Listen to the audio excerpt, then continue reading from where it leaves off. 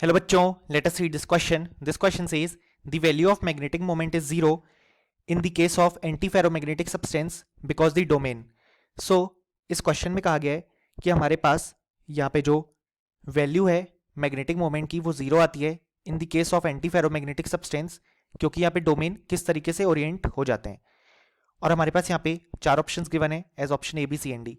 सो इस क्वेश्चन को सॉल्व करने के लिए जो की कॉन्सेप्ट रिक्वायर्ड है हमारे पास वो है यहाँ पे concept of anti ferromagnetic substances.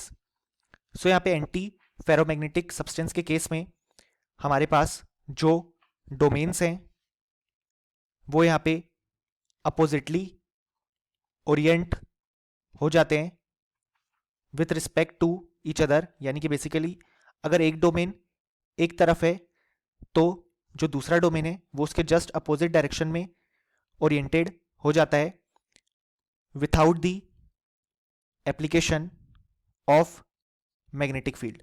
और इस कारण से होता क्या है, हमारे पास यहाँ पे जब जो डोमेन्स हैं वो एक दूसरे के अपोजिट ओरिएंटेड हो जाते हैं तो यहाँ पे ये एक दूसरे का जो मैग्नेटिक मोमेंट है वो यहाँ पे कैंसिल आउट कर देते हैं, और इसी कारण से ऐसे सब्सटेंसेस को हम एंटी फेरोमैग्नेटिक सब्सटेंस बोलते हैं।